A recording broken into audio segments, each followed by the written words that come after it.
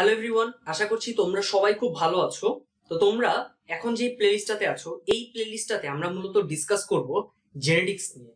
তো জীববিজ্ঞান প্রথম পত্রের কোষ এবং কোষের গঠন অর্থাৎ প্রথম অধ্যায়ের মিডল হাফের পরে যে পার্টটুকু রয়েছে সেখানে তোমরা দেখবা নিউক্লিক অ্যাসিড নিয়ে কথাবার্তা বলা আছে, তারপর ডিএনএ, তারপর আরএনএ, এরপর ক্রমান্বয়ে রেপ্লিকেশন, ট্রান্সক্রিপশন, ট্রান্সলেশন এগুলো নিয়ে ডিসকাশন করা আছে। তো এই প্রত্যেকটা টপিক বুঝতে হইলে তোমাকে একদম গোড়া থেকে শুরু করতে হবে, অর্থাৎ জেনেটিক্স এর একদম গোড়া থেকে শুরু করতে হবে। যেমন আমরা জেনেটিক্স শুনলেই যে শব্দটা আমাদের মাথায় প্রথম আসে সেটা কিন্তু হচ্ছে ডিএনএ। আমি এখানে ডিএনএ লিখে রাখছি। তারপর ডিএনএ এর সাথে সাথে পাশাপাশি যে ডিএনএ এর ভাই আসবে সেটা হচ্ছে আরএনএ। ডিএনএ মানে কি? Deoxyribonucleic acid. এবং আরএনএ মানে হচ্ছে রাইবোনিউক্লিক অ্যাসিড। তো এই ডিএনএ অথবা আরএনএ এইটার গঠন যদি তুমি খুব ভালো মতো বুঝতে চাও তাইলে তোমাকে কি বুঝতে হবে? এদের রুটটা। এবং এদের রুট কি? Nucleic acid, ribonucleic acid, deoxyribonucleic acid, অর্থাৎ এদের রুট হচ্ছে নিউক্লিক অ্যাসিড। তাহলে নিউক্লিক অ্যাসিড এইটা মূলত দুই প্রকার আছে, একটা হচ্ছে ডিএনএ ডিঅক্সিরাইবোনিউক্লিক অ্যাসিড এবং একটা হচ্ছে আরএনএ অর্থাৎ রাইবোনিউক্লিক অ্যাসিড। তো কেন এই টপিকটা খুব গুরুত্বপূর্ণ আশা করছি তোমরা এতটুকু খুব ভালো মতোই বুঝতেছো। নিউক্লিক অ্যাসিড নিয়ে খুব ভালো ক্রিস্টাল ক্লিয়ার আইডিয়া না থাকলে তুমি এরপরের যত আলোচনা আছে তোমাদের বইতে সেগুলো নিয়ে কখনোই খুব ভালো জ্ঞান অর্জন করতে পারবে না। তাহলে কি করতে হবে? এখন অবশ্যই খাতা কলম এবং বইটা নিয়ে বসে যাও এবং চ্যানেলটাকে সাবস্ক্রাইব করে এই ভিডিওটা দেখা শুরু করো। তাহলে চলো শুরু করা যাক।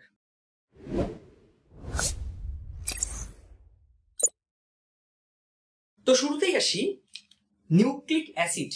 এই ওয়ার্ডটা যখন আমরা শুনবো তখন দেখো ফার্স্টে আমরা এই শব্দটাকে একটু ভাঙার চেষ্টা করি। একদম বেসিক জায়গা থেকে আমরা ডিসকাসটা করব। নিউক্লিক অ্যাসিড, দেখো শেষে একটা অ্যাসিড আছে, তাইলে আমরা এতটুকু বুঝতে পারতেছি যে এটা এমন একটা রাসায়নিক পদার্থ যেটার মধ্যে অ্যাসিডিক ধর্মাবলী অবশ্যই আছে, এজন্যই তো এটার নাম কি? অ্যাসিড। এবং নিউক্লিক কেন? তার কারণ হচ্ছে এইটা অবশ্যই নিউক্লিয়াসের সাথে সম্পর্কিত, এবং নিউক্লিয়াসের সাথে সম্পর্কিত মানে কি? ক্রোমোজোমের সাথে সম্পর্কিত। তার মানে কি? ডিএনএ আরএনএ এর সাথে সম্পর্কিত। আসলে ডিএনএ বা আরএনএ যাই বলি না কেন, এগুলো মূলত কি? এক এক ধরনের নিউক্লিক অ্যাসিড। তাইলে আমরা সেই ক্লাস 7-8 এর পর থেকে এখন পর্যন্ত আমরা কিন্তু ডিএনএ এর কাজ কি, অর্থাৎ ডিএনএ এর ফাংশন কি, আরএনএ এর ফাংশন কি, আরএনএ এর কাজ কি, এই ব্যাপারগুলো কিন্তু পড়ে আসি আমরা। তাহলে ডিএনএ এর যত কাজ আছে বা আরএনএ এর যত কাজ আছে, অর্থাৎ ফান্ডামেন্টাল কাজ আছে, খুব একদম স্পেসিফিক কাজ না, যত ফান্ডামেন্টাল কাজ আছে সেই কাজগুলোই কিন্তু আমার মূলত নিউক্লিক অ্যাসিডের কাজ বলে আমি চালাই দিতে পারবো। তাহলে নিউক্লিক অ্যাসিডের কাজ কি প্রথমে যদি এতটুকু একটু আমরা বুঝে বলার চেষ্টা করি তাহলে আমাদেরকে এই ব্যাপারটা বলতে হবে যে নিউক্লিক অ্যাসিড হচ্ছে বংশগতীয় বস্তুর ধারক এবং বাহক। অর্থাৎ কি? দেখো বংশগতীয় তথ্যের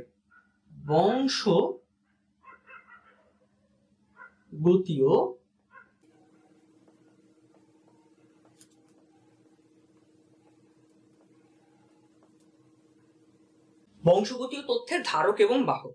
অর্থাৎ কথাটাকে আমি এভাবে লিখতে পারি,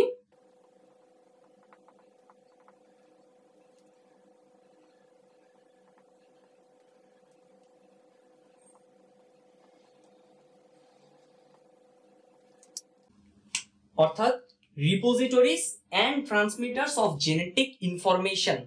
তার মানে কি? দেখো এই নিউক্লিক অ্যাসিড ওর কাজ কি কি? দুইটা বেসিক কাজ হচ্ছে দুইটা। একটা হচ্ছে বংশগতীয় যে তথ্যগুলো থাকবে সেই তথ্যগুলোকে সে ধারণ করবে, অর্থাৎ রিপোজিটরি কাজ।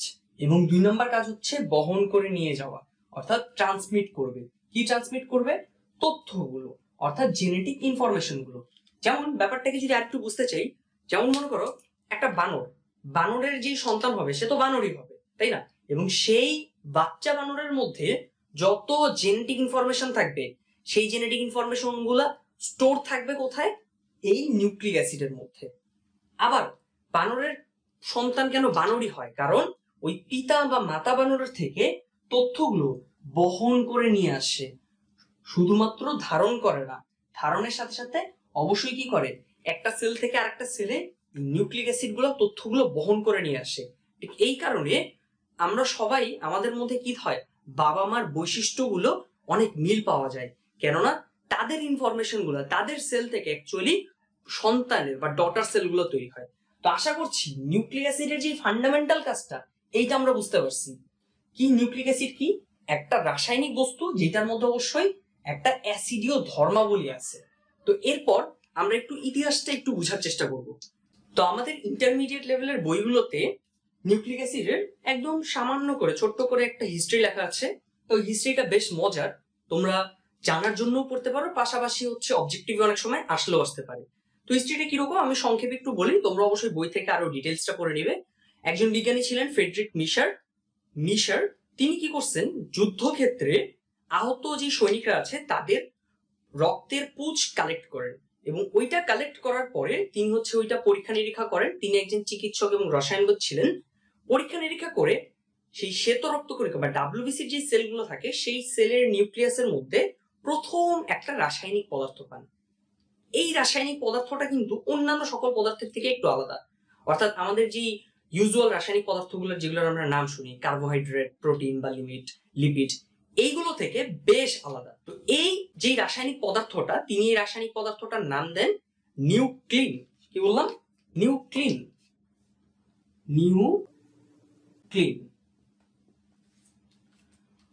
পরবর্তীতে আরো একজন বিজ্ঞানী অল্টম্যান, তিনি এই নিউক্লিন বস্তুটার মধ্যে, এই রাসায়নিক পদার্থটার মধ্যে প্রথম কিছু অ্যাসিডীয় গুণাবলী পান। ঠিক এই কারণে তিনি এই নিউক্লিনের নামকরণ করেন নিউক্লিক অ্যাসিড।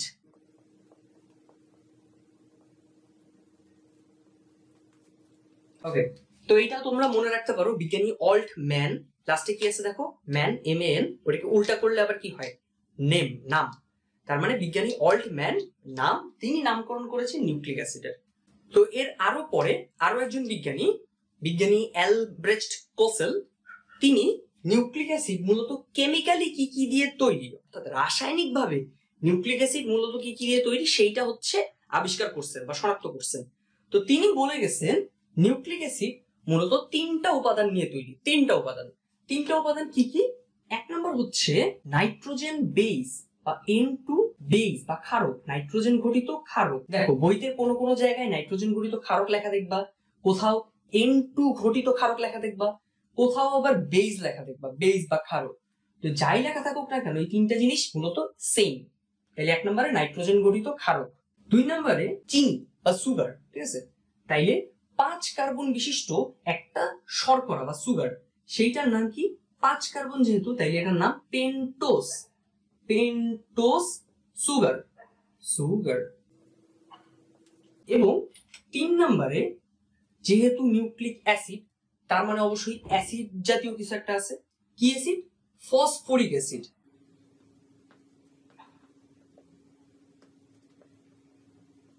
এই তিনটা উপাদান নিয়ে মূলত নিউক্লিক অ্যাসিড গঠিত, এটা আমাদেরকে কসেল সাহেব বলে গেলেন।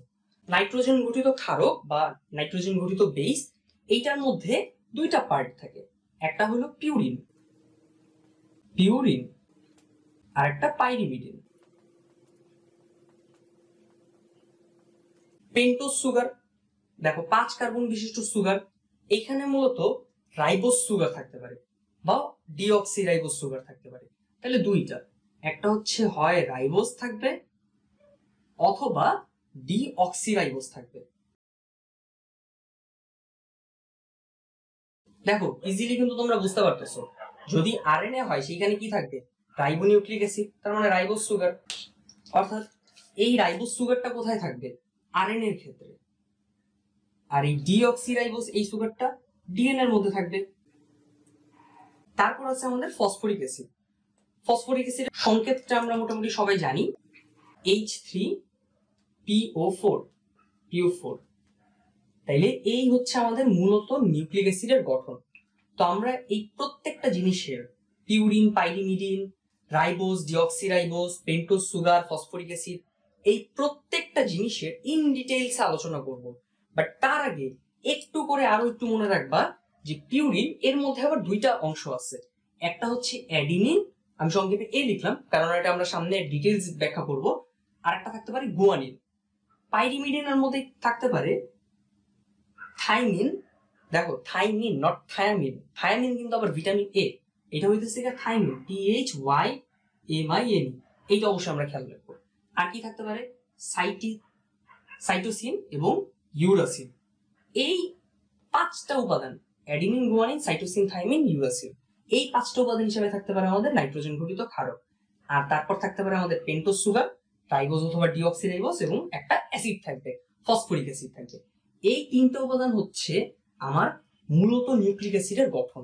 তাইলে নিউক্লিক অ্যাসিড কি জিনিস এইটা যদি আমাদেরকে জিজ্ঞাসা করে, তাইলে আমরা বলবো নিউক্লিক অ্যাসিড হচ্ছে এমন একটা রাসায়নিক উপাদান যেটা কি কি নিয়ে তৈরি, নাইট্রোজেন ঘটিত ক্ষারক, পেন্টোজ সুগার, রাইবোজ অথবা ডিঅক্সিরাইবোজ যে কোনো একটা হতে পারে, এবং তার সঙ্গে ফসফরিক অ্যাসিড। এরপর একটু লক্ষ্য করো, এই যে purine, pyrimidine, cytosine, thymine, uracil, ribose, deoxyribose, এই প্রত্যেকটা কিন্তু আমাদের রাসায়নিক স্ট্রাকচার আছে।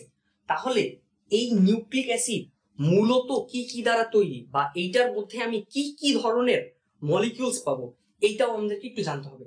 তোমরা অবশ্যই এই ব্যাপারটা মনে রাখবা যে নিউক্লিক অ্যাসিড মূলত কি কি দিয়ে তৈরি, কার্বন, হাইড্রোজেন, অক্সিজেন, নাইট্রোজেন এবং ফসফরাস, এই 5টা উপাদান দিয়ে তৈরি। কার্বন, হাইড্রোজেন, অক্সিজেন, নাইট্রোজেন এবং ফসফরাস।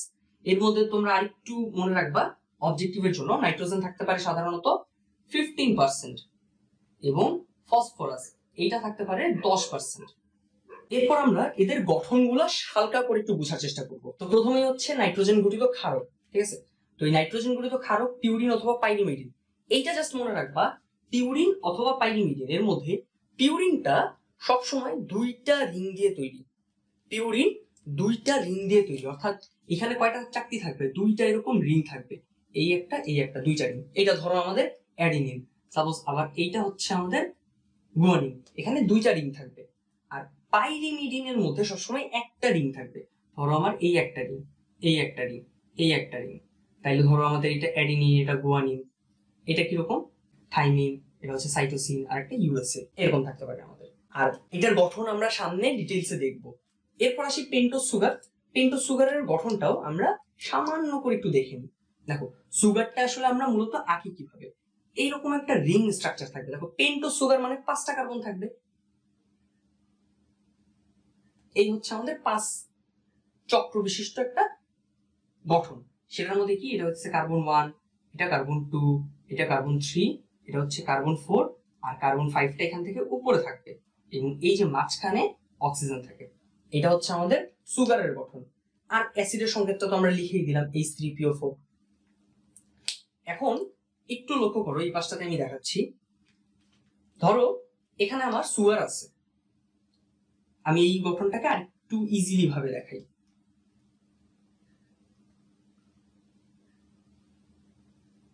এই হচ্ছে আমার কি, সুগার, পেন্টোজ সুগার, সেটা রাইবোজ অথবা ডিঅক্সিরাইবোজ যে কোনো একটা হইলো আমার। তার সাথে যখন পিউরিন অথবা পাইরিমিডিন, অর্থাৎ যে কোনো একটা ক্ষারক এসে যুক্ত হবে, এই আমার কোনো একটা ক্ষারক এসে আমার যুক্ত হইল, তার মানে এটা কি আমার নাইট্রোজেন ঘটিত বেস, আমি N2 লিখলাম, আর এটা আমার সুগার। তাইলে সুগারের সাথে আমার একটা নাইট্রোজেন বেস যুক্ত হলো, এই গঠনটাকে আমরা বলবো নিউক্লিওসাইড। নিউক্লিওসাইড অর্থাৎ যখন পেন্টোজ সুগার কোন একটা নাইট্রোজেন ঘটিত ক্ষারের সাথে বন্ধন গঠন করবে, সেই গঠনটাকে আমরা বলবো নিউক্লিওসাইড। এরপরে আমাদের বাকি রইল কি, ফসফরিক অ্যাসিড।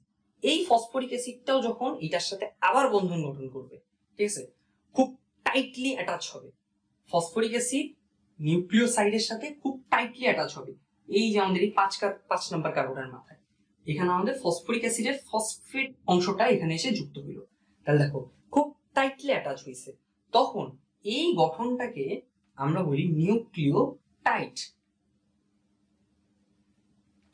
তো আশা করি এতটুকু আমরা বুঝতে পারছি। এখন দেখো নিউক্লিক অ্যাসিড নিয়ে আমরা কি বলছিলাম, এই 3টা উপাদান নিয়ে তৈরি। তো এইখানে আমি দেখাইছি এই 3টা উপাদান নিয়ে যদি কোনো একটা স্ট্রাকচার তৈরি হয়, সেই স্ট্রাকচারটাকে আমরা বলি নিউক্লিওটাইড। এইটা কিন্তু আমাদের নিউক্লিক অ্যাসিড না।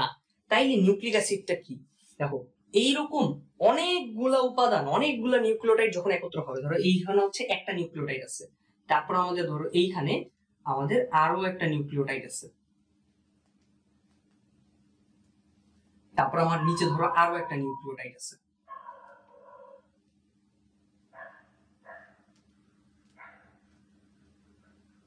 অবশ্যই মনে রাখবা এই মাথায় কিন্তু আমাদের কার্বন নেই, অক্সিজেন আছে, এটা ভুল করলে চলবে না।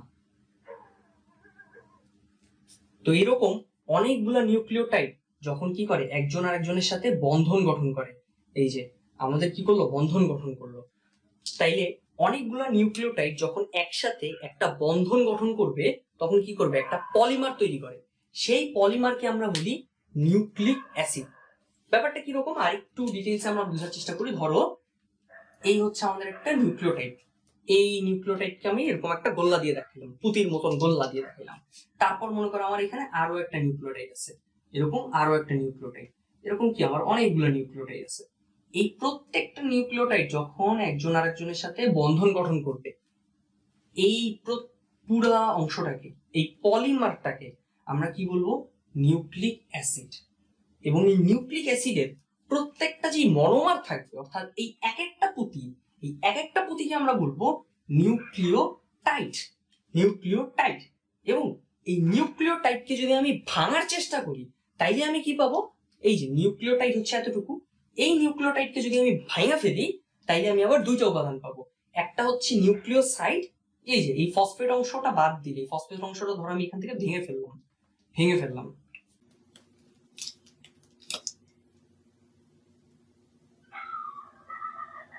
এখান থেকে আমি নিউক্লিওটাইডকে ভেঙে ফেললে কি পাবো আমি, এই যে একটা পাবো হচ্ছে আমি ফসফেট পার্ট, এবং এই যে বাকি যে অংশটুকু অর্থাৎ আমার সুগার এবং নাইট্রোজেন ঘটিত বেস, এই দুইটাকে আমি কি বলছিলাম, সাইড। এবং এই নিউক্লিওসাইডের সাথে ফসফেট অংশ যুক্ত হইলে সেটাকে আমি বলবো কি, নিউক্লিওটাইড। নিউক্লিওটাইড যখন পলিমার ফর্ম করবে, অর্থাৎ অনেকগুলো নিউক্লিওটাইড যখন একসাথে মিশলে একটা পলিমার তৈরি করবে, সেই পলিমারকে আমরা বলি নিউক্লিক অ্যাসিড। তাহলে দেখো, যদি এই গঠনটা একটা নিউক্লিক অ্যাসিড হয় তাহলে এটার মধ্যে মূলত কি আছে, নিউক্লিক অ্যাসিড হচ্ছে নিউক্লিওটাইডের মনোমার, অর্থাৎ এই প্রত্যেকটা অংশ আমাদের নিউক্লিওটাইড। এটা একটা নিউক্লিওটাইড, এটা একটা নিউক্লিওটাইড, এটাও একটা নিউক্লিওটাইড, এরকম প্রত্যেকটা আমাদের নিউক্লিওটাইড। এখন একটু আগে আমি তোমাকে কোশ্চেন করলাম যে যদি আমাকে বলে নিউক্লিক অ্যাসিড বানাতে, তাইলে আমি কি করব, তখন আমার স্টেপটা কি ছিল, যে প্রথমে যেই তিনটা উপাদান আছে সেই তিনটা উপাদানের মধ্যে নাইট্রোজেন ঘটিত বেস এবং পেন্টোজ সুগার, যে এই সুগার দুটাকে আমি ফার্স্টে বন্ধন গঠন করব, তাইলে আমার কি তৈরি হবে, নিউক্লিওসাইড। এই নিউক্লিওসাইডের সাথে যখন আমি আবার ফসফেট অণুটা যুক্ত করব তখন হবে আমার এই ছোট্ট ছোট্ট ছোট্ট ছোট্ট নিউক্লিওটাইড গুলো। তারপর এই প্রত্যেকটা নিউক্লিওটাইডকে যখন আমি আবার জোড়া লাগাবো তখন যে বড় চেইনটা তৈরি হবে সেই চেইনটার নাম কি, নিউক্লিক অ্যাসিড। তাইলে এবার আমি বলতেছি যে একটা নিউক্লিক অ্যাসিডকে ভাঙো, একটা নিউক্লিক অ্যাসিডকে ক্রমান্বয়ে ভাঙতে থাকি আমরা, তাহলে আমরা কি কি পাবো একটু দেখি। প্রথমে আমাদের নিউক্লিক অ্যাসিড, এই নিউক্লিক অ্যাসিডকে যদি আমরা আদ্র বিশ্লেষণ করি, অর্থাৎ পানির উপস্থিতিতে ভাঙার চেষ্টা করি, তাইলে আমরা কি কি পাবো, অবশ্যই আমার একটা এনজাইম লাগবে, এনজাইমটা হচ্ছে নিউক্লিয়াস। এই এনজাইমের প্রভাবে যদি আমি ভেঙে ফেলি তাইলে আমি কি পাবো, পানিটা তো আমার নিউক্লিওটাইড, আমি সংক্ষেপে এনটি লিখলাম, নিউক্লিওটাইড। অর্থাৎ এই নিউক্লিক অ্যাসিড এটা হচ্ছে একটা পলিমার এবং নিউক্লিওটাইড এটা একটা মনোমার। তারপর এই নিউক্লিওটাইডকে যদি আমি আবারও আদ্র বিশ্লেষণ করি আবার কোন একটা এনজাইমের প্রভাবে, তাহলে কি করবে, এই জায়গা থেকে আমার সেই ফসফেট অণুটা বের হয়ে যাবে। ফসফাটেজ এনজাইমের উপস্থিতিতে যদি আমি এই বিক্রিয়াটা করি, ফসফেট অণুটা আমার বের হয়ে গেল, তাহলে আমি এখানে কি পাবো, নিউক্লিওসাইড। তাহলে নিউক্লিওসাইডের মধ্যে কয়টা পার্ট, আমার দুইটা পার্ট, একটা হচ্ছে আমার সুগার এবং আরেকটা কি, নাইট্রোজেন বেস, N2 বেস। এই সুগারের মধ্যে আমার কি কি থাকতে পারে, দুইটা জিনিস থাকতে পারে, একটা হচ্ছে রাইবোস আর একটা হচ্ছে ডি রাইবোস। অনেক সময় ডি রাইবোস অ্যাকচুয়ালি সংক্ষেপে বলা হয়, এটা অ্যাকচুয়ালি ডিঅক্সি রাইবোস। রাইবোস কোথায় থাকবে, আরএনএ এর মধ্যে, ডিঅক্সি রাইবোস ডিএনএ এর মধ্যে। তারপর নাইট্রোজেন ঘটিত বেস, এটার মধ্যে আমরা অলরেডি বলে ফেলছি যে কি কি উপাদান আছে, একটা হলো পিউরিন আর একটা পাইরিমিডিন।